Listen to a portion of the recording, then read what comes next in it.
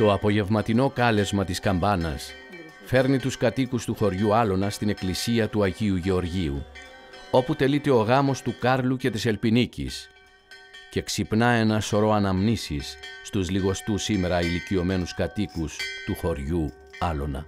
Τι την εποχή είναι με προξένια που παντρεύκες του? Προξένια. Είπες ο πατέρας σου τον πάρεις, τούτο τον πάρεις. Θέλεις τον έντο, θέλεις τον πάρεις. Είμαστε μητσί, τέλεια μητσί που μας πήγαν στο σχολείο και είπαν να πιάσουμε να πούμε να βρει ο ένας η γονή μας. Έφεραν νοτάδε κοπέλη. Ποιο να πάρεις είπε με ο πατέρας μου, τούτο. Τον άντρα σου εθιάλεξες τον οξά ή ήταν με συνοικέσιο? Όχι, προξενήσα μου. Αλλά πολλά καλό, πολλά καλός άντρα. Δεν θεωρούσατε κανέναν κοπέλι μες στο χορκό που να το θέλετε εσείς? Αθιάσαι που είχαμε να σηκωνούμε που μια νύχτα ενώ την άλλη νύχτα να έρθει θέση του. Και τώρα στα κοπελούθια σου, τώρα στα πράγματα σου δεν να πάει να δωρείς κοπέλια. Και εμείς έκαναμε 6 χρόνους, και ακόμα 6 χρόνους καρτωμένοι.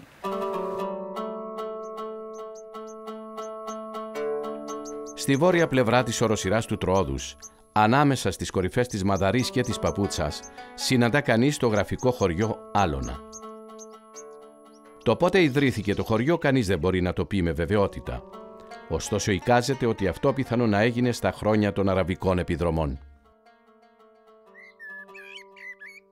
Επικρατέστερη εκδοχή για την ονομασία φαίνεται να είναι αυτή που φέρει το χωριό να χρωστά το όνομά του στη θέση που είναι χτισμένο. Ένα μεγάλο άπλωμα μεταξύ της εκκλησίας και της βάσης του χωριού, που από μακριά φαντάζει σαν ένα πολύ μεγάλο αλόνι, οδήγησε στο όνομα Άλωνα.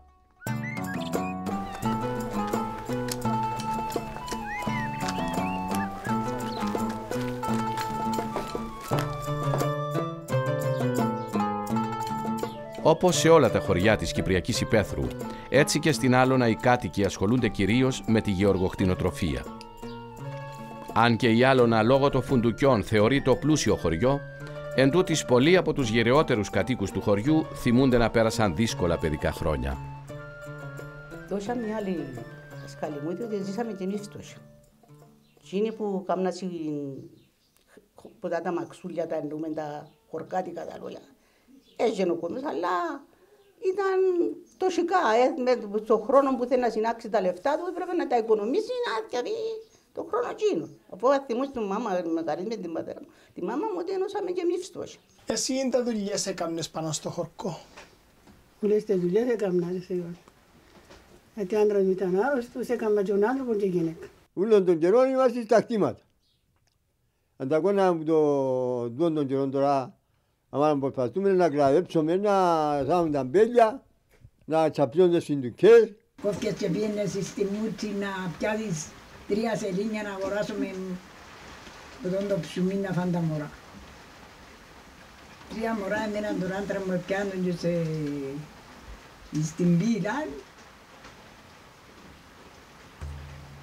Νιώσα τα μήνα... Νόξασε.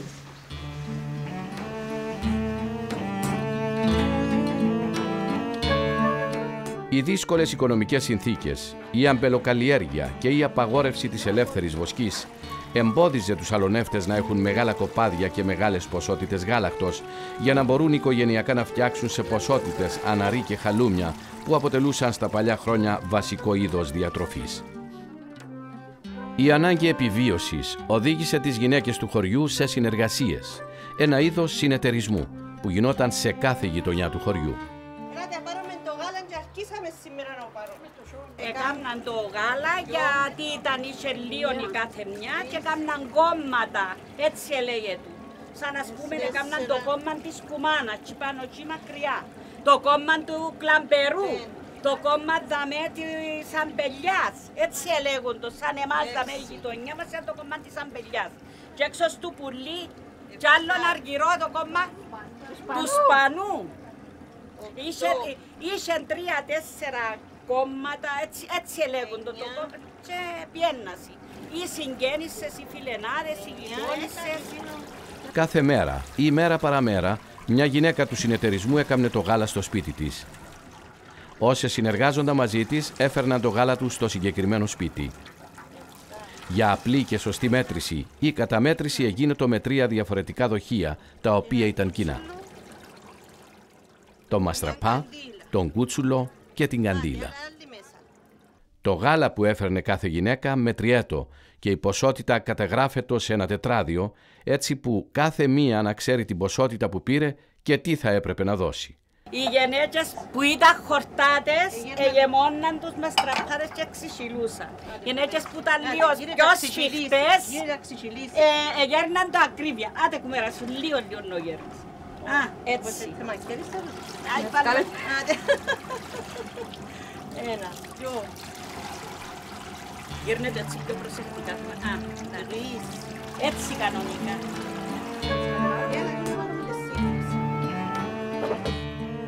Το αποτέλεσμα αυτής της συνεργασίας ήταν ότι κάθε γυναίκα μπορούσε να φτιάξει τα δικά της γαλακτοκομικά προϊόντα σε ποσότητα. Πότε σταμάτησε να γίνεται αυτή η διαδικασία με το γάλα στο χορκό? Πότε σταμάτησε? Το 76, όχι το 80, ναι. Πήγαμε Λευκοσία μοιόν. Παρατήσαν τις ο κόσμος, ας πούμε. Είχαν 2-3 πλάσματα. Εμείς πήγαμε στη Λευκοσία να εργαζόμαστε και δεν μπορούσαμε. Έχουμε ενέργειες, ας πούμε.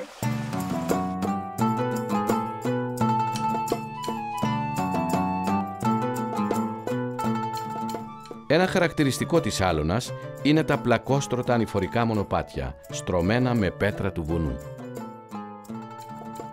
Τα μονοπάτια αυτά, των οποίων το πλάτος πλησιάζει τα 3 μέτρα, αποτελούν ένδειξη για την προηγμένη ρημοτομία του χωριού.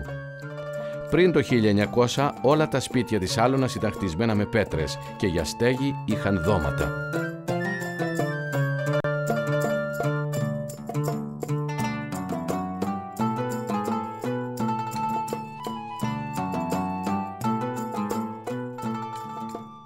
Τα παλιά χρόνια το χτίσιμο των σπιτιών ήταν μια εξαιρετικά δύσκολη και χρονοβόρα εργασία, την οποία έκανε σχεδόν αποκλειστικά ο ιδιοκτήτης του κάθε σπιτιού, μιας και χρήματα για την πληρωμή των εργατών δεν περίσσευαν. Στην Άλωνα υπήρχε μπαμπάλαιο σύστημα να χτίσει σπίτι τόσο ο γαμπρός όσο και η νύφη. Τα λεφτά ήταν πάντα μετρημένα, άσχετα αν η Άλωνα λόγω των λεφτοκαρχών, των φιντουκιών εθελοντών πλουσιοχώρη. Και έτσι κάθε οικογένεια προσπαθούσε να κάνει μόνη της ολόκληρο το σπίτι ή τουλάχιστον να βάλει τα λιγότερα μεροκάματα σε ξένους χτίστες. Όταν τελείωνε το σπίτι σφαζόταν ένα ζωντανό αν είχαν πολλά ζωντανά ή έστω ένας πετεινός. Έλα η δύναμη σου Θεέ μου και η ώρα σου καλή. Πρέπει να τους φάξουν και πας στον τοίχο να τρέξω για μαγκάτου. Έγινε τελά, δεν στερεώνεται το σπίτι, αν δεν εισφάξαμε την όρνη, τον πετεινό, πας στον τοίχο. Και ακολουθούσε η διασκέδαση να πανηγυρίσουν το γεγονός και να δώσουν τις κατάλληλες ευχές. Οι ποινίες πρέπει να ήταν με τη φράση καλή στερέωση. Καλή στερέωση. Να στερεώ το σπίτι.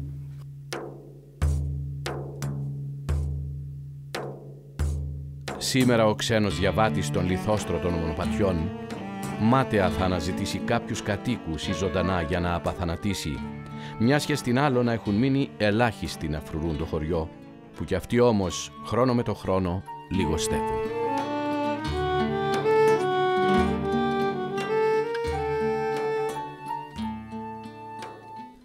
Το χωριό έχερε μεγάλης φήμης για τους τεχνίτες του, ταλιαδόρους, καρπάριδες, τσαγκάριδες. Την άνοιξη του 2002 ευτυχήσαμε να καταγράψουμε τον κύριο Κώστα Δράκο, τελευταίο τσαγκάρι του χωριού. Ο μάστρος μου ήταν ένας γέρος πηλιώτης, Γεώργιος Νεοφύτου τον έλεγα. Μα ήταν ένας πολύ καλός άνθρωπος. Έρχεται με όλη του την καλή διάθεση να με μάθει, διότι μείνεις και κοντά μας ο γέρος που έρχεται, μείνεις και στο σπίτι μας και με το γαδούριν του και πιέναμε στα σπίτια και ταΐζαμε μας και το μεσομέρι και τη νύχτα. Δουλεύκαμε όλη την ημέρα. Και ήταν για να πιάσουμε δηλαδή, όταν έκαναμε το ζευκάρι την ποδίνα, να πιάσουμε δυο σελήνια. Ήταν το μεροκάματο της να γίνει. Πόσο καιρό θέλετε να κάνετε μια ποδίνα? Μια ημέρα ακριβώς. Μια ημέρα με μόλις τέλειωνε. Πιάνναμε τα δυο σελήνια. Και γυρίζε τα σπίτια, ξέρετε ποιοι θέλαν. Έρχονταν οι ίδιοι και φωνάζαν μας. Θέλω να πάω να μου κάνεις ποδίνες, παραδείγματος χάρη. Πιάνναμε τα καλαπόθηκια μας, μες στο ζυμπίλι. Ξέραμε περίπου να πούμε πόσα κοπελούθηκια να πούμε είχε ο καθένας. Τι καλαπόθηκια ήθελε. Και αν δεν ήθελε και τελειώνει, μπορεί να μην τελειώναμε μια ημέρα. Τον άνθρωπο γύρουν. Και να με 2 μέρες και 3 ημέρες. Και πως είναι κοπελούθηκια πολλά. Και κάναμε στη δουλειά μας στα σπίτια.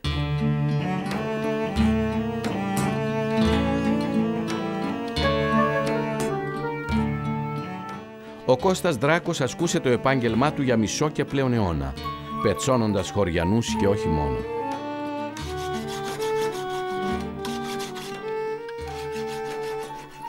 Εσύ πώς αισθάνεσαι σήμερα μια τέχνη που έμαθες, πού υπάρχει σήμερα? Πώς θα αισθανθώ, διότι λέω εγώ, γιατί να με βάλει να πούμε η μάνα μου να πελεκανική που σήμερα είναι και ο γέρος ο πελεκάνος, κάτι είναι να βρει να δουλέψει. Ενώ εμείς με την τέχνη επειδή σταμάτησε γενικά, δεν βρίσκουμε τίποτε να κάνουμε. Ούτε θέλουμε βέβαια τώρα να κάνουμε που βγήκαμε την ηλικία που μπορούμε να κάνουμε τη δουλειά.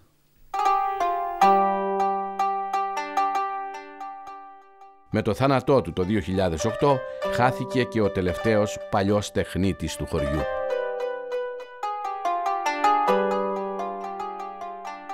Λίγα μέτρα πιο κάτω από το εργαστήρι του Κώστα Δράκου ξεναγηθήκαμε από την κυρία Μελανή Οδυσσέα στο εργαστήρι του συζύγου της Οδυσσέα Κωνσταντίνου, τελευταίου Σκαρπάρη στο χωριό. Είχε ένα μαγαζούλι στην κάτω βρήκε. Κάτω που είναι η Λεύκη. Είχε ένα σπιτούδι ενοικιασμένο. Δεν είχε ένα άλλο μες στο χωρικό Σκαρπάρι. Είχε ποτούς που κάναν ποδίνες, σαν καροποδίνες, αλλά ήταν τούτος ήταν Σκαρπάρι. Έρχονταν τα πλάσματα, έπιανε τους μόλες, έτσι είναι τσαβί, έβαλε πατά στο πόδι στο πάνω και έπιανε, έκαναν ποδίνες ανθρωπινές, ποδίνες γενετήσιμες, σκάρπες, παπούτσια. Έκαναν κάμποσα πράγματα. Έτσι είναι τα δέρματα του που εμάζει του, τα λάστιχα του. Με όλα τα πράγματα δικά του. Τούτα είναι τα εργαλεία του που είσαι. Τούτα είναι που κόνιαν τις φαρσέτες του πάνω. Τις ζωντάρκες του. Το τρυπόδι που έβαλε τα βούτσα, το σφυρί. Τούτα όλα ήταν όλα δικά του. Όπως τα θωρείς τα μέτω. Πέθανε τώρα 14 χρόνια και δεν τα ταράξα τα παιδιά του. Θέλω να τα θωρούν. Ήταν ο κανένας να τις πρέψω εμπίσω.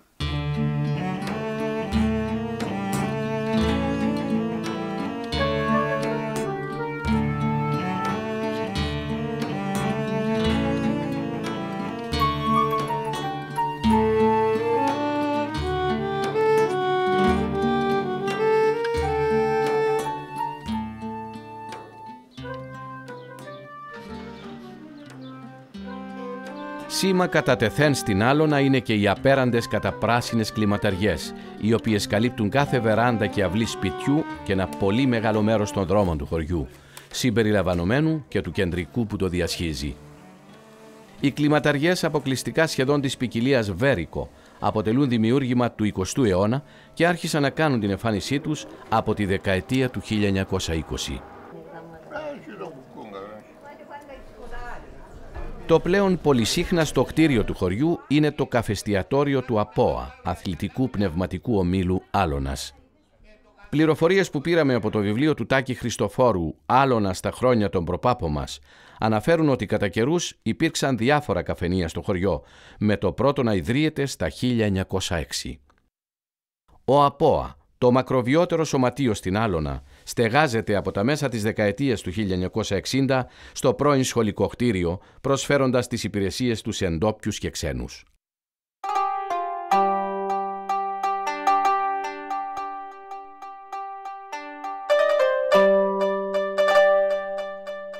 Στο εσωτερικό του κτηρίου εντυπωσιάζει η πληθώρα των επάθλων που εκτίθενται, απόδειξη μιας ένδοξης αθλητικής πορείας του σωματείου που μετρά πέραν του μισού αιώνα ζωής. Ο ΑΠΟΑ ιδρύθηκε το 1955, αρχικά με την ονομασία Αθλητικός Ποδοσφαιρικός Ομίλος Άλωνας. θέλοντας να καλύψει τις ανάγκες της τότε νεολαίας. Χωρίς να περιορίζεται αποκλειστικά στο ποδόσφαιρο, είχε παλιά και ομάδα κλασσικού αθλητισμού και λάβανε μέρος σε διάφορους αγώνες στον Αγρό στο Παλαιχώρι και διοργανώνουν και αγώνες στην Άλλον. Ταυτόχρονα ανέβαζε και θεατρικές παραστάσεις, έλαβανε μέρος σε χορευτικές εκδηλώσεις κλπ. Και στη συνέχεια, στη δεκαετία του 60, μετονομάστηκε σε αθλητικός πνευματικός όμιλος Άλωνας, θέλοντας να καλύψει όλο το φάσμα των δραστηριοτήτων του.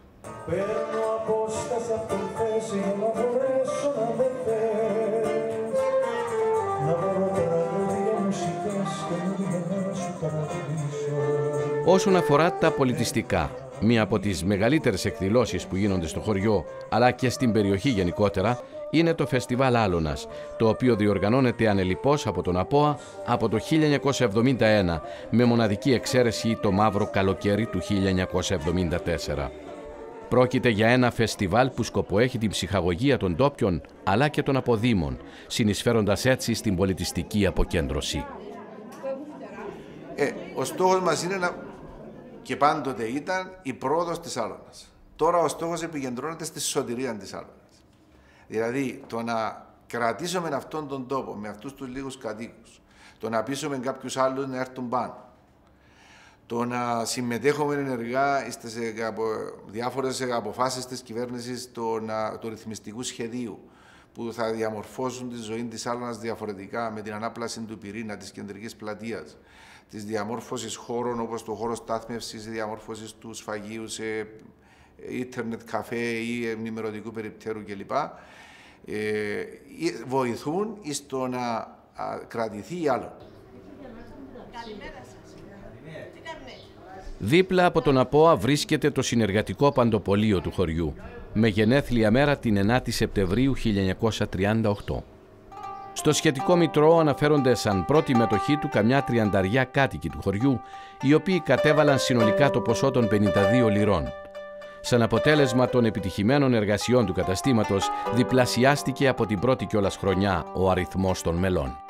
Από το 1941 μέχρι τις αρχές της δεκαετίας του 1960, το συνεργατικό παντοπολείο στεγάζεται σε διάφορα υποστατικά και με διάφορους πολιτές κατά καιρούς, με μακροβιότερο τον Κώστα Δράκο, ο οποίος παρέμεινε στη θέση για 33 ολόκληρα χρόνια.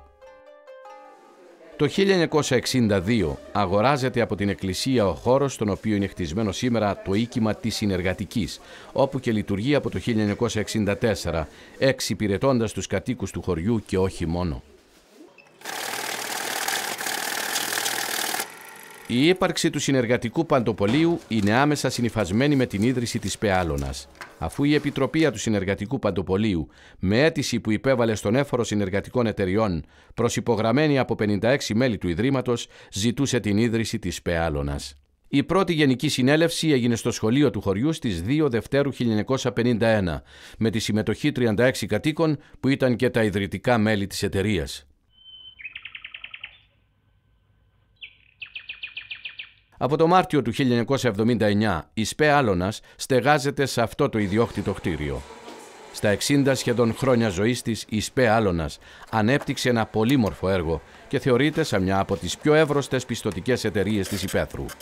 Η ΣΠΕ Άλωνας ιδρύθηκε το 1951 με κυριότερους σκοπούς την πάταξη της τοκογλυφίας που ήταν μάστιγα την τότε εποχή και για να δώσει λύσεις σε οικονομικά κυρίως προβλήματα των αγροτών. Πρώτος πρόεδρος της ΣΠΕ Άλωνας ήταν ο αείμνηστος Αγάπιος Κυρίτσης και πρώτος γραμματέας ο αείμνηστος Ανδρέας Αργυρού, στους οποίους η κοινότητα οφείλει πολλά. Σήμερα η ΣΠΕ Άλωνας είναι ένας εύρωστος οικονομικά οργανισμός με αρκετά ικανοποιητικούς δείχτες. Μεγάλη είναι η προσφορά της ΣΠΕ Άλωνας και στον κοινωνικό και πολιτιστικό τομέα. Ενδεικτικά αναφέρω την παραχώρηση υποτροφιών πάνω σε ετήσια βάση σε παιδιά μελών της εταιρείας μας, την έκδοση του ημερολογίου της ΣΠΕ κάθε χρόνο. Η ΣΠΕ Άλωνας επίσης είναι ο μεγάλος χορηγός του ετήσιου φεστιβάλ Άλωνας που διοργανώνεται από τον ΑΠΟΑ σε συνεργασία με τους οργανωμένους φορείς και είναι και ο χορηγός της ποδοσφαιρικής ομάδας του ΑΠΟΑ.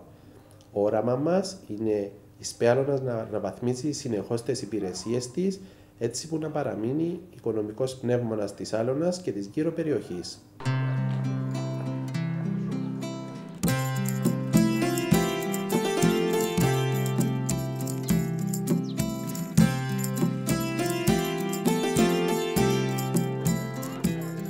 Οι σχέσεις των κατοίκων της Άλωνας με την Εκκλησία υπήρξαν ανέκαθεν ιδιαίτερα ανεπτυγμένες. Στο βιβλίο του Τάκη Χριστοφόρου «Άλωνα στα χρόνια των προπάπων μας» γίνεται ιδιαίτερη αναφορά στη συμβολή της Εκκλησίας στην πνευματική και πολιτιστική ανάπτυξη του χωριού.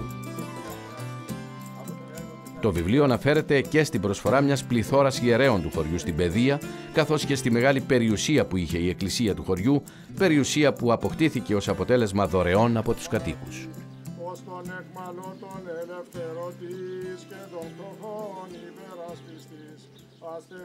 Για τις ανάγκες του ντοκιμαντέρ αναβίωσε στη ξακουστή βρύση του χωριού, τη Φωτίστρα, ο αγιασμός των υδάτων, σε ανάμνηση του αγιασμού των φώτων που γινόταν εκεί τα παλιά χρόνια. Σώσον Κύριε των λαών σου και ευλογήσον την κληρονομία σου. Νίκας της βασιλεύση κατά βαρβάρων δωρούμενων και των σοφυλάτων δια του σταυρού.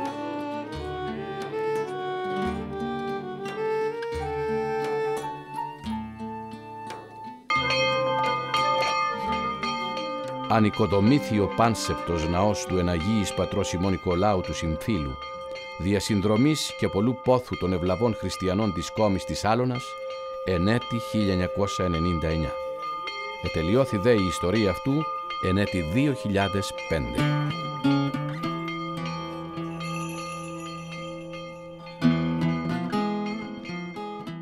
Στα βόρεια του χωριού, κοντά στο γεφύρι της Παναγιάς, συναντά κανείς την εκκλησία του Αγίου Νικολάου Συμφίλου, που αποτελεί το μοναδικό κατάλοιπο εγκαταλελειμμένου οικισμού που έφερε το όνομα Πηγαδούλια, ο οποίος εικάζεται ότι υφίστατο στο χώρο το 15ο αιώνα, αλλά ανάγεται στα βυζαντινά χρόνια. Μετά από πολλές προσπάθειες που άρχισαν το 1993, οι αλωνεύτες ευτύχησαν να ξαναλειτουργήσουν το μικρό τούτο ναό το Δεκέμβρη του 2000.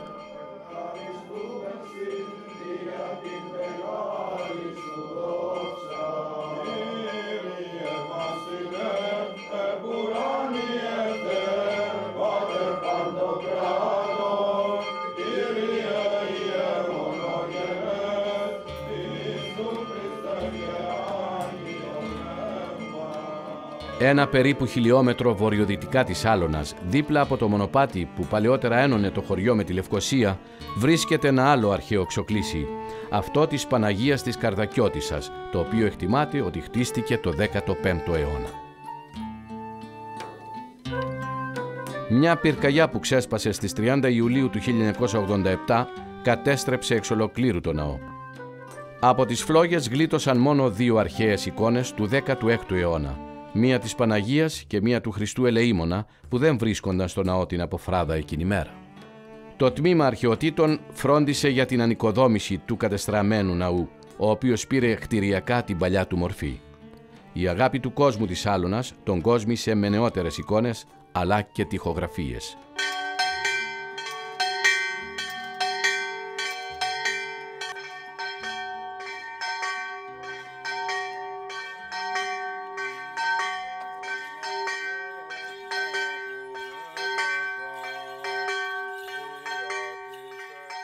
Σήμα κατά τεθέν για την Άλωνα αποτελεί η εκκλησία, η οποία είναι αφιερωμένη στον προστάτη Άγιο του χωριού, το μεγαλομάρτυρα και τροπεοφόρο Άγιο Γεώργιο.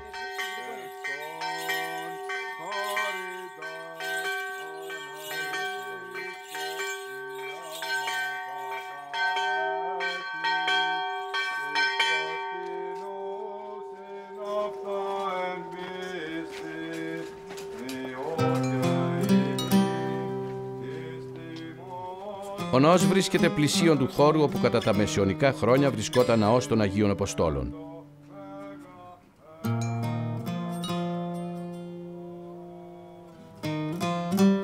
παρόλο που δεν έγιναν συστηματικές έρευνες, φαίνεται ότι ο ναός χτίστηκε στη θέση προγενέστερου, που είχε καταστραφεί από πυρκαγιά τη Δευτέρα της Λαμπρής του 1830.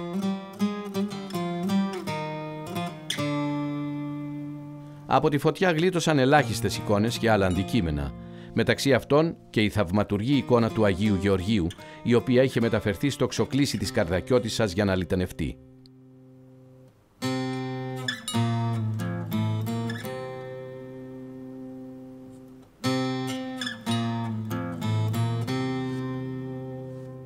Το χτίσιμο της εκκλησίας κράτησε, όπως φαίνεται από τον κώδικα του ναού, για αρκετά χρόνια. Τα δε εγγένειά της τελέστηκαν το 1858 από το Μητροπολίτη Κυρηνίας Μελέτιο I. Το ξυλόγλυπτο εντυπωσιακό τέμπλο του ναού κατασκευάστηκε μεταξύ του 1851 και 1852 και στοίχησε 3.906 γρόσα και 20 παράδες.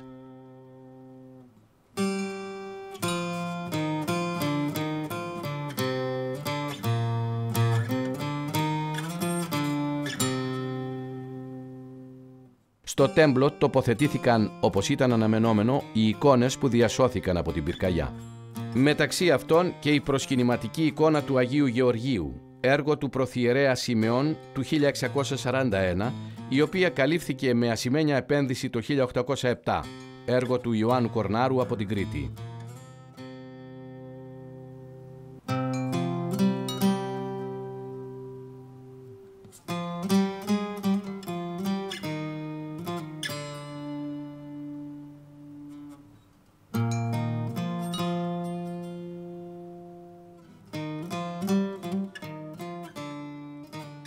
Σε ξεχωριστό προσκυνητάρι είναι τοποθετημένη η θαυματουργή εικόνα της Παναγίας Χρυσογαλούσας.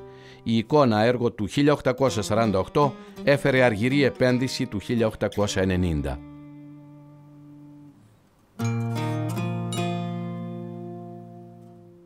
Ανάμεσα στους πολλούς θησαυρούς που φυλάσσονται στην εκκλησία είναι και ο ρωσικής προέλευσης χρυσοπίκυλτος επιτάφιος που αποκτήθηκε το 1896 έναντι του ποσού των 14 χρυσών λιρών.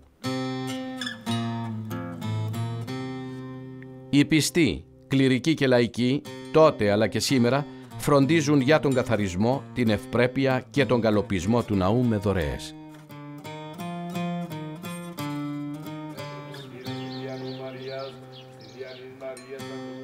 Το καμπαναριό του χωριού χτίστηκε στα 1901. Ο δε ευπρεπισμός της πρόσωψης της εκκλησίας έγινε στα 1903 από το δάσκαλο Χριστόδουλο Κάνθο, του οποίου γλυπτά και ανάγλυφα κοσμούν την πρόσωψη του ναού. Στις μέρες μας η εκκλησία της Άλωνας πανηγυρίζει στις 3 του Νιόβρη, αντί στις 23 του Απρίλη, όπως έγινε το πριν το 1930, με τους γιορτάριδες να προσφέρουν κόλυβα και ζιβανία. Μέχρι το 1960 γινόταν εδώ μεγάλη εμποροζωοπανήγυρης και οι δρόμοι και τα μονοπάτια γέμιζαν με πιστούς και πολλούς πλανόδιους μικροπολιτές που διαλαλούσαν τα εμπορεύματά τους. Πραγματευτάδες πολλά. Και άμα ήταν ο φωτογράφος και έκανε φωτογραφίες. Όποιος έθελε. Είχε διάφορα, ακόμα και χρυσοχοί έρχονταν και στην εδώ που ήταν τα στάντους. Τα τραπεζάκια που ήταν, είχαν πάνω τα διάφορα χρυσαφικά, φυσικά δεν ήταν όπως τα τώρα ασυνά. Αλλά ήταν μικρά πράγματα που μπορούσαν και χώραζε ο κόσμος. Παναήρι έρχεται από τα ψες των Εσπερινών, θα έρθουν εκείνοι που έχασαν, διότι είπαν ήταν η περιοχή όλη η πιτσιλιά, καθένας στο σπίτι του θέλει να πάει να φέρει έναν αρνί μιτσί που τον καιρό που του μικρόν, να τον νιώσει να γίνει μεγάλον και καρτέραν τώρα ο Παναγύρι για να τους φέρει ως πουλήσει. Έρχουν τον κόσμο πουλής. Όταν έφερνα χίλια χτινά από την κάτω βρύσιν, όχι πας στο σχολείο, είσαι κασάπιδες και φέρνουν που τη Λεύκαν και φέρναν και κοράζαν και φέρναμε να στη Λεύκα μας πατητή. Χίλια. Έχει τόπο να κινηθείς. Νούχους, τραούλους, όλα. Άρα είναι με άλλο. Πάντοτε νύχια και στους αιώνας των αιώνων. Δόξα σε Θεός, ελπίσιμο δόξαση. Χριστός αληθινός Θεός μαθητής και ανακράτης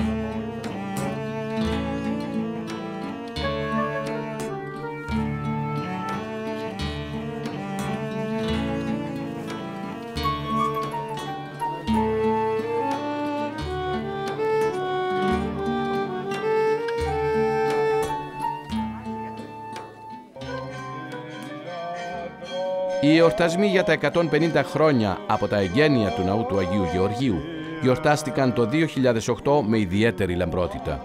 Στις πλούσιες εκδηλώσεις περιλαμβάνονται περιφορά των εικόνων στους δρόμους του χωριού και έκθεση εκκλησιαστικών κοιμηλίων του ναού, καθώς και αρχιερατική λειτουργία.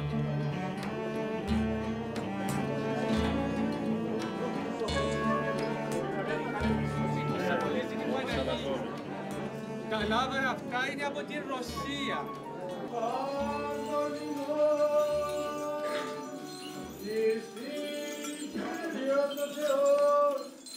Εν τη βασιλεία του πάντοτε δικαιαεί και εις τους αιώνας των αιώνων.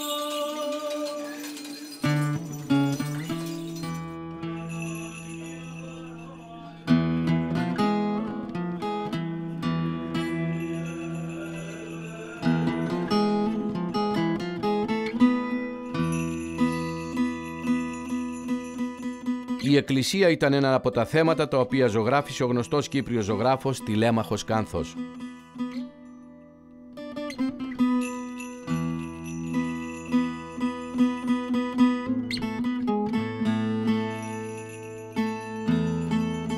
Ως γνήσιος αλωνεύτης ο Κάνθος είχε πάντα στο νου του τον απλό άνθρωπο και την καθημερινότητά του, την καταπώνηση και την αγωνία του. Αγάπησε με πάθος τον τόπο του, εμφυσώντας στο έργο του την ατμόσφαιρα του κυπριακού τοπίου, τις βουνοπλαγιές και τη βλάστηση, το άρωμα και την ψυχή του.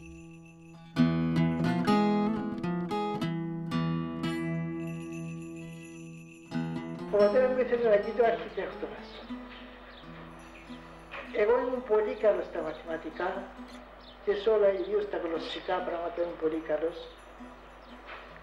Αλλά δεν έχω μνήμη. Τόσο εγώ, μια που πήγα στην Αθήνα, είχα πάει καθυστερημένος στην Αθήνα το 29. Για λόγους οικονομικούς δεν βρήκα χρήματα, ξέρω εγώ, ο πατέρας μου έκαμε ένα δάνειο να με στείλει κτλ. Πήγα και ήμουν ευπρόθεσμος για το Πολυτεχνείο για εξετάσεις. Είχαν λύσει οι εξετάσεις. Μου λέει πήγαινε στην Ανωτάτη Σχολή Καλών Τεχνών αφού θέλεις για να ασχοληθείς το χρόνο και του χρόνου να ετοιμαστείς να πας για αρχιτεκτονική. Μόλις εσυγουράθηκα ότι πάω καλά στη ζωγραφική, του έγραψα μια επιστολή ότι θα μείνω με τη ζωγραφική και δεν θα πάω στην αρχιτεκτονική και μου απάντησε και εκείνος να μην μετανιώσεις καμιά φορά για να μου αιτιάσει ότι δεν σε αν τα βρεις κούρα με την ωραία σου τέχνη. Τα είχα και το έχω χάσει και τα δυο τα γράμματα.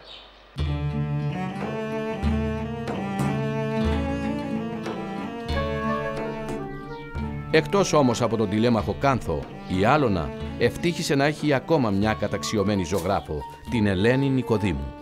Όταν ήμουν παιδί, λοιπόν, το πρώτο πράγμα που έβλεπες ήταν τις εικόνες στην εκκλησία και τον Κάνθο που ήταν ένας παράξενος άνθρωπος, πολύ γλυκός σαν χαρακτήρας, που ζωγράφιζε συνέχεια, έπαιρνε το καβαλέτο του και τον έβρισκες μέσα στα βουνά, μέσα στα χωράφια, στους δρόμους της Άλωνας, αποθανάτιζε διάφορες σκηνές της τότε ζωής. Και πολλά από τα παιδιά καθόμασταν γύρω-γύρω και τον παρακολουθούσαμε. Και δοκίμαζα κι εγώ να ζωγραφίσω, ας πούμε. Και διαπίστωσα ότι είχα χέρια, ας πούμε. Τι σημαίνει για σένα σήμερα η Άλωνα, Ελένη? Η Άλωνα είναι αυτό ακριβώς που είπα πριν από λίγο. Όπως είναι τα βουνά στερεά, λοιπόν, όταν είναι οι ρίζες σου. Δηλαδή, μπορεί να ζεις αλλού, μπορεί να έχεις φύγει να ζεις άλλη χώρα, αλλά όταν έρχεσαι εδώ πέρα, είναι αυτό που έχουμε το διαφορετικό, αυτοί που καταγόμαστε από χωριά. Δηλαδή, είσαι σε ένα χώρο όπου έχεις ρίζες, ρε παιδί μου, τις αισθάνεσαι. Αισθάνεσαι, ας πούμε, αισθάνεσαι αυτό το βουνό, το έχεις περπατήσει, αισθάνεσαι σαν είναι μέρος του σώματος σου. Λοιπόν, όταν έρχεσαι εδώ, γίνεσαι ένα με τούτο πράγμα. Δηλαδή, το έχω ανάγκη να έρχομαι.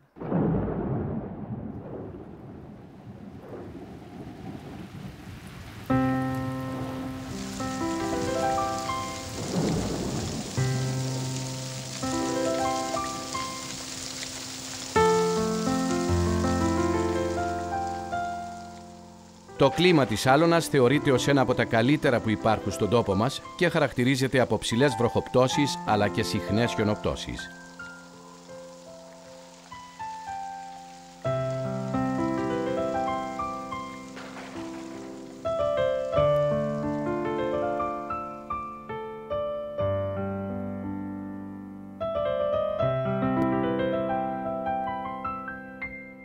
Σε αντίθεση με τα μουντά χρώματα και τις γκρίζες αποχρώσεις του χειμώνα, την άνοιξη κυριαρχούν στην Άλωνα τα έντονα και φωτεινά χρώματα που συνθέτουν τοπία ανυπέρβλητης ομορφιάς και έντονων συναισθημάτων και συγκινήσεων.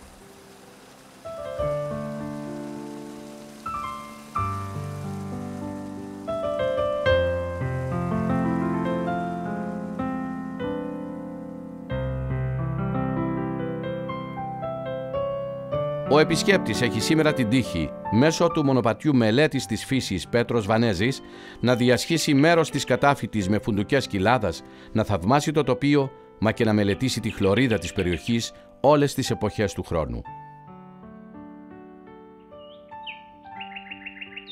Εκείνο όμως που πραγματικά εντυπωσιάζει αυτόν που επισκέπτεται για πρώτη φορά την Άλωνα είναι οι βαθιές κοιλάδες που είναι σκεπασμένες από ένα καταπράσινο χαλί που δημιουργούν οι χιλιάδες των φουντουκιών, των λευτοκαρκών, όπως χαρακτηριστικά λέγονται στο χωριό.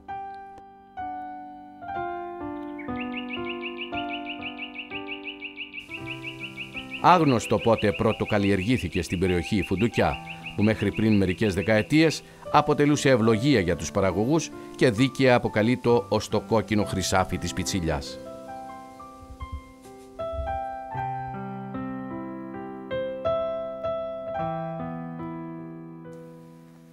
Συντροφιά με τον κύριο Πολύβιο, την κυρία Σοφία και την κυρία Μαρία, θελήσαμε να καταγράψουμε τον Ιούλιο του 2004 τη συγκομιδή των φουντουκιών στο χωριό. Οι φουντουκιές φυτρώνουν κυρίως στις βόρειες κοιλάδες της πιτσιλιάς και χρειάζονται περιποίηση και πολύ νερό για να ευδοκιμήσουν. Πουθενά όμως δεν μπορεί κανείς να συναντήσει τόσες πολλές και μεγάλες φουντουκιές όπως στην Άλωνα. Τα φουντούκια, είπαμε στην Άλωνα, ήταν το κύριο εισόδημα της Άλωνας. Όσα έκαναν τα άλλα χωριά, έκαναν τα Άλωνα μόνη της. Γιατί ειδικά τούτη περιοχή τα πάνω γιορκάτα φιντούκια? Γιορκάτα φιντούκια διότι πιάνει μας ο καράμανος. Πιάνει παγωτών, παγετά σκληρά. Η φιντούκια θέλει κρύον. Θέλει κάτω από το 0 για να διατηρηθεί ως φιντούκια. Να καρποφορήσει.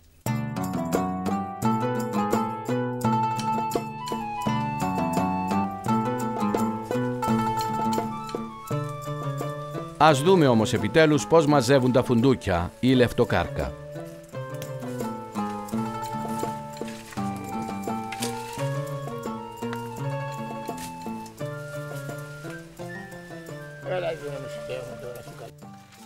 Αφού ο νοικοκύρης επικαλεστεί προηγουμένως τη βοήθεια του Θεού, παίρνει το κατσούνι του και αρπάζει τον πρώτο κλόνο της φουντουκιάς. Ο κλόνος λυγίζει εύκολα και πέφτει μπροστά τους. Τότε αρχίζουν όλοι να κόβουν τα πράσινα φουντούκια μέσα στα οποία κρύβεται ο καρπός. Τα καρπών είπαμε θα πάει να πάρεις τα κατσούνια σου, το σπήλο σου, το ψαλίδι σου, όλα τα χρεώδη σου, τα σινιά σου και θα πιάσεις που την άκρη να πάει μέχρι το τέλος. Να κόψεις τα άχρηστα, να τα καθαρίσεις. Η εμπειρία του νοικοκύρη στο κατέβασμα των κλώνων βοηθά στο να προχωράει η δουλειά κανονικά. Δεν κοφκούνται κύριε Πολύβη έτσι που τα τραβάτε? Όχι, δεν κοφκούνται. Είναι ευλίγιστη. Τραβάς την, ευλίγιστη, δίνεις τη χάμε με το σινήν, ύστερα σιγά σιγά όπως έρχεται θα την εξαπολύσεις έναν ταπισόν του άλλου να πάσει τον τόπο του. Τόσο οι γυναίκες όσο και οι άνδρες έχουν στη μέση μεγάλες ποδιές, τις φακούρες, μέσα στις οποίες βάζουν τα φουντούκια για να τα αδειάσουν στη συνέχεια στις σακούλες. Κάθε άνθρωπος που έρχονται στα γη έχει να έχει 3-4 γυναίκες δίπλα του. Ο άνθρωπος να τραβά τους κλόνους και η γυναίκα να τσιμπούσει την τούκια. Και καθένα στη σακούλα του. Ιδιαίτερα δύσκολη στα παλιά χρόνια ήταν και η εμπορία των φουντουκιών. Ο αγώνας για τον επιούσιο άρχιζε πολύ πριν χαράξει το φως. Ο νοικοκύρης έπρεπε να φορτώσει το εμπόρευμά του στο σατσί και με το γαϊδούρι να το μεταφέρει στην πόλη. Στα παλιά χρόνια δεν έμεινε και φιντουκιά καλλιέργητη. Μετά ήθελαν να κάνουν τις βραχτάδες, τις αδαχές, ύστερα ήθελαν να κατεβούν στις φιντουκές ο κόσμος. Παρόλο με τις δυσκολίες που είχαν και τις τσούρες του και όλα, ήθελε να πάρει τα κτηνά του να τα δίσει, αλλά οι φιντουκές ήταν απαραίτητα να γινούσουν. Τα φύλλα να χωστούν, να σκεπαστούν, να κάνουν κόπρι. Τώρα εξαπολύσαν ο κόσμος, δεν έχει ούτε φιντουκιά να τσαπίσει, ούτε αδαγιάν, ούτε αμπέλι, ούτε τίποτε. Το μέλλον ίσα λέμε εξαρτάται από τη νέα γενεά. Εμείς ως τώρα πέρασαμε μια χαρά του Θεού. Ποδάμε και εκείνη να μου να γίνει. Εξαρτάται από τους νέους. Αν αγαπούν τον τόπο τους και να προσπαθήσουν να τον κρατήσουν, καλώς είναι. Αλλιώς τι θα κάνουμε, δεν γίνεται άλλος.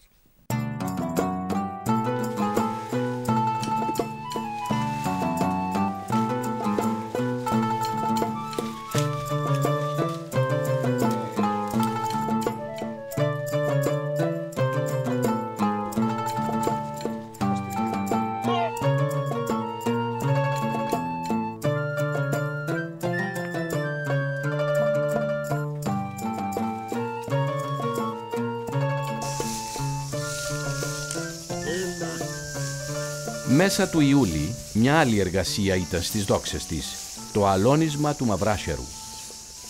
Πρόκειται για ψυχανθές που αυτοφύεται στα χωράφια και αμπέλια, το οποίο με το χαρακτηριστικό χρώμα του μοβ χρωματίζει αργά την άνοιξη τα βουνά της περιοχής. Η εργασία σανοποίησης του φυτού ήταν αρκετά δύσκολη και επίπονη. Όταν το φυτό μέσα στον Ιούλιο ρήμαζε, θεριζόταν με το κλαδευτήρι και ακολούθως μεταφερόταν σε κάποιο αλόνι για αποξήρανση και αλώνισμα. Το μαυράσερο θεωρείται μια εξαιρετικά καλή θρεπτική ζωοτροφή, περιζήτητη από τους κατοίκους της Άλωνας. Χαρακτηριστικά αναφέρεται ότι τόση σημασία έδινε ο κόσμος στα ασεροχώραφα, που θεωρούνταν πλούσιοι και περιζήτητοι γαμπροί και νύφες η κατοχή τους, αφού είχαν σε αυθονία το σανό που θα έτρεφαν τις κατσίκες τους και θα είχαν μεγαλύτερη παραγωγή γάλακτος και κρέατος.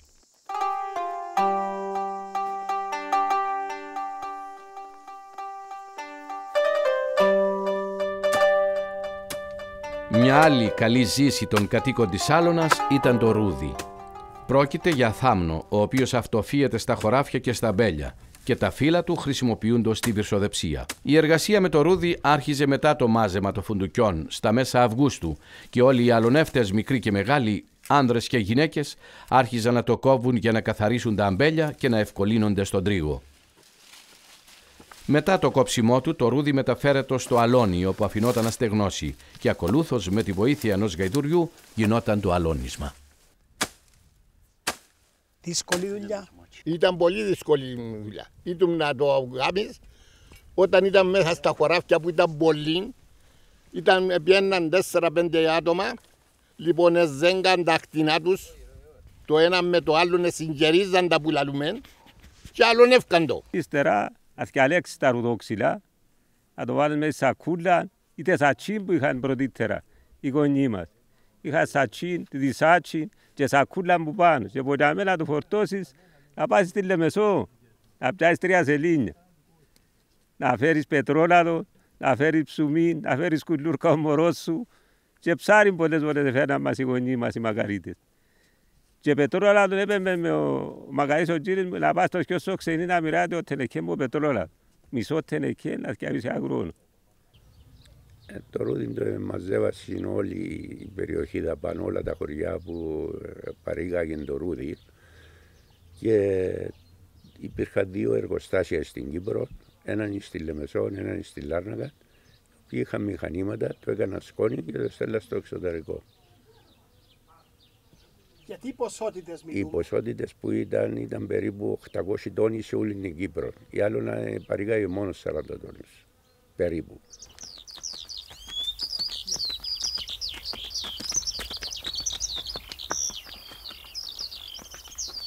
Παρόλο που η αμπελοκαλλιέργεια αποτελούσε δεύτερο εισόδημα στην Άλωνα, εντούτοις για αιώνες μαζί με τα φουντούκια αποτελούσε τη βάση της γεωργίας στο χωριό. Σύμφωνα με πληροφορίες που πήραμε από τον κύριο Τάκη Χριστοφόρου, Τα αμπέλια στην Άλωνα πριν το 1900 ήταν στην περιοχή του Σύμφυλου, όπου επίσης καλλιεργούνταν και σιτηρά.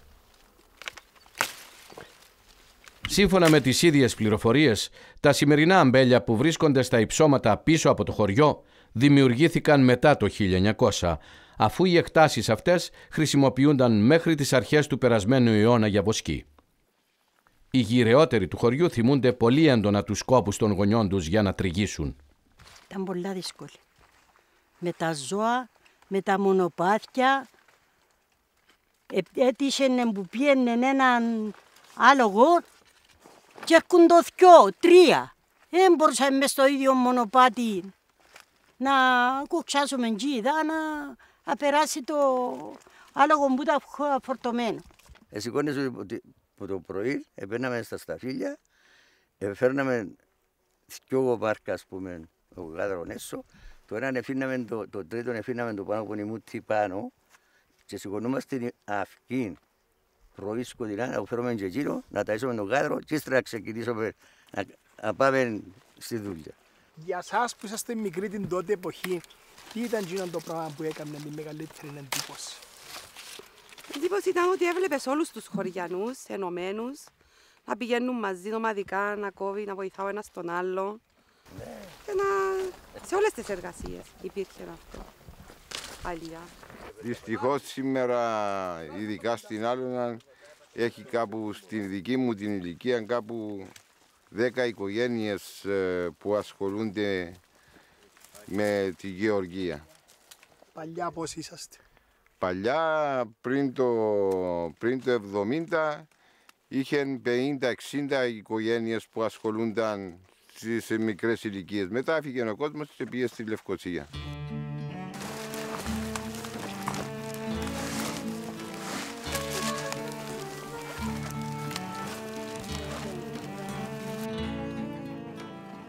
Όπως παλιά, έτσι και σήμερα τα σταφύλια μεταφέρονται στο αλεστήρι για εινοποίηση και παραγωγή ζιβανίας.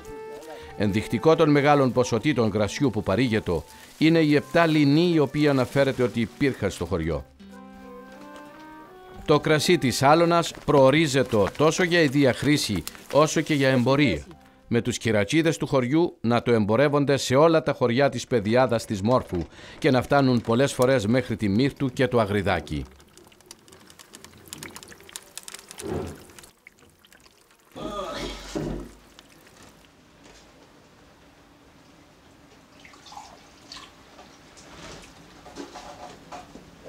Άντε, είσαι υγεία μας. Σε καλό Πάσχα.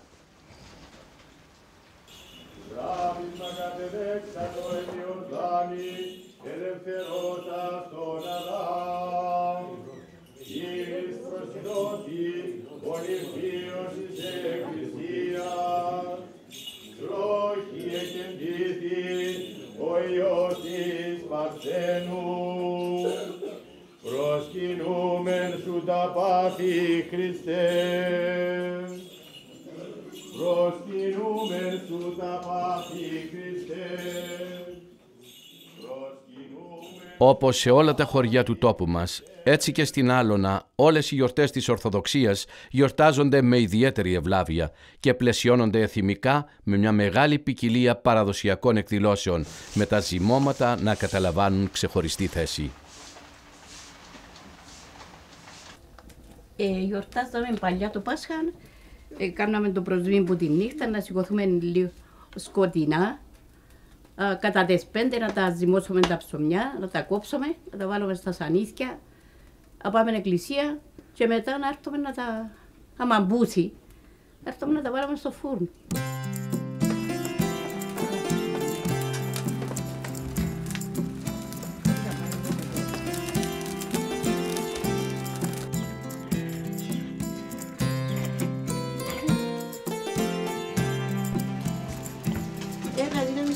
Και ώρα σου καλή να γεννούν τα ψωμιά καλά.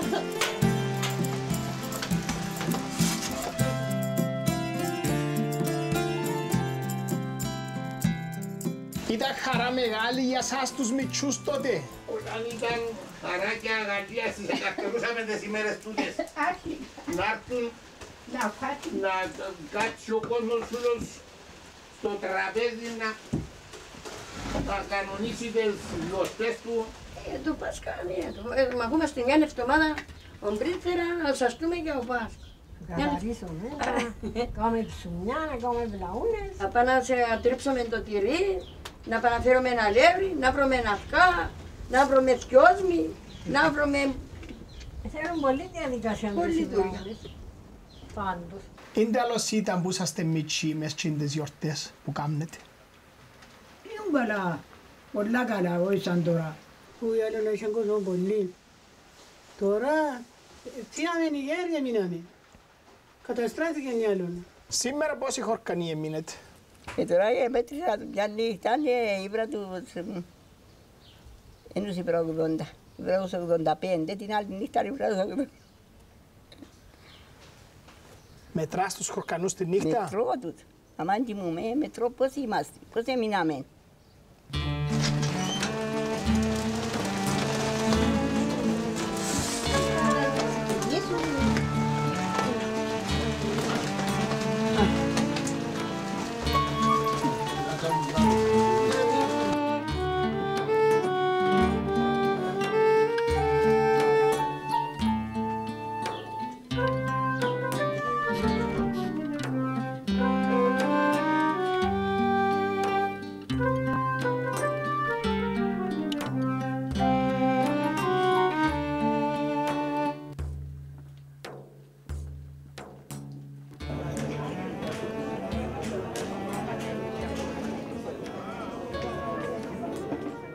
Τον Αύγουστο στο χωριό η ζωή αλλάζει.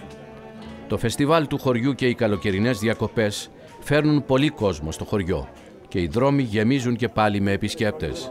Με τους νεαρότερους να παίζουν ποδόσφαιρο στα στενά δρομάκια ή στο προαύλιο της εκκλησίας.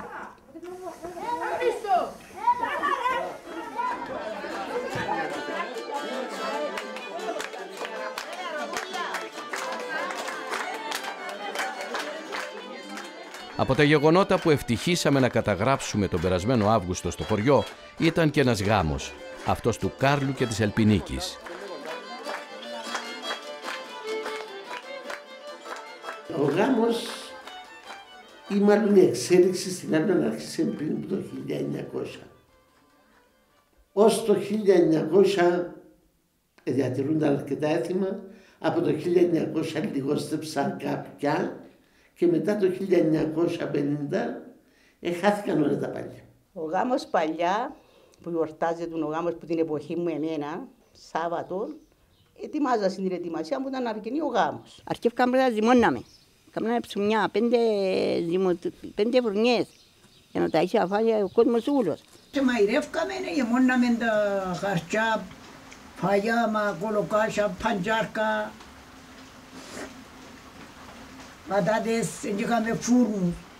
Πατάτες έκαναμε τις έτσι καουρμάν, με το κρέας. Και γεμώναμε 3-4 χαρτιά.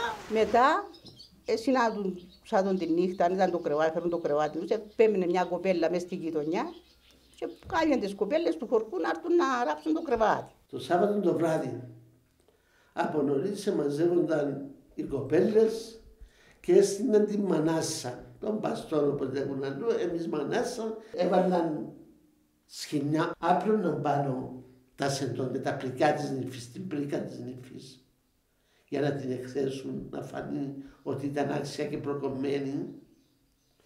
Εστόριζαν το ύψος των σεντονιών με κόκκινα μαντήλια, που ήταν τα αφεντικά, τα μαντήλια τα κόκκινα της μανάσας, που τον αντάφουμε τα φέρνουν, συνήθως. Και πάνω στα σεντόνια εστερέωναν τους μαντούς, τα μαντήλια ήταν κεντητά, οι μαντοί, ήταν όλοι κεντητοί, και τα ρούχα της νύφης.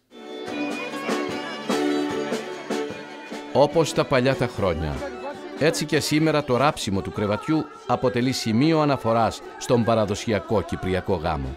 Η όλη διαδικασία ξεκινούσε παλιά την Τρίτη, πριν από το γάμο, με το πλύσιμο των μαλλιών στην περιοχή Πλήμα, που πήρε το όνομά της από αυτό το έθιμο. Εδώ στον πίνακα είναι μια θύμηση παιδική των 5-6 μου χρόνων. Είναι η πρώτη και τελευταία φορά που είδα και εγώ να πλένουν μαλλιά. Εγώ θυμούμαι την περίπτωση, ήθελα να πάω κι εγώ. Ήταν κάποιος συγγενικός γάμος. Και η μαμού, η γιαγιά μου δηλαδή, μου είπε: «Είναι για τους άνθρωπους του, εσύ δουλειές».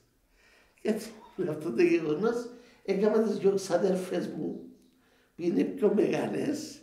Εγώ που το σκάσα και πήγα σε μια φιντουκιά κρυμμένος και να δω και εγώ τι θα γινόταν. Επλένονταν τα μαλλιά, απλώνονταν πάνω στους βράχους να σταγγίσουν, να στεγνώσουν και αργότερα στο σπίτι. Το βάλα σε κοφίνια και τα κοφίνια μεταφέρονταν στο σπίτι, τα άπλωναν, αν δεν είχαν ξεράνει καλά, για να είναι έτοιμα για το Σάββατο πρώτου γάμου να ραφτεί το κρεβάτι.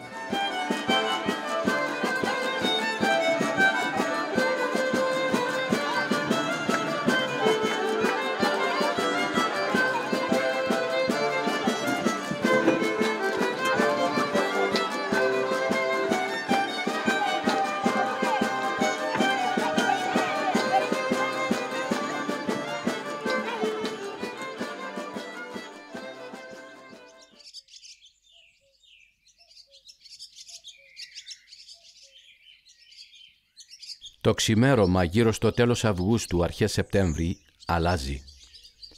Ένα πέπλο σιωπής αρχίζει να πλώνεται στο χωριό, το οποίο επιστρέφει στη γνώριμη του όψη των τελευταίων δεκαετιών. Νωρίς το πρωί οι σταθεροί θαμώνες του καφενείου θα πάρουν τη θέση τους για τον πρωινό καφέ, ενώ κάθε τόσο κάποιο αυτοκίνητο θα διασχίσει το χωριό μεταφέροντας κόσμο στις εργασίες του. Πώς να αντέξεις τόση σιωπή μέχρι το επόμενο καλοκαίρι? Κι όμως, αν αφουγκραστείς, κάτι θα ακούσεις. Ίσως να είναι οι κουβέντες του κόσμου που μόλις βγήκε από την εκκλησία. Ο κύριος Ανδρέας που μαζεύει τα μήλα του. Το άνοιγμα του τελευταίου καζανιού της Ιβανίας. Ίσως να είναι ακόμη και η βουή του ανέμου που κοβαλάει πάνω του τη φωνή της ιστορίας.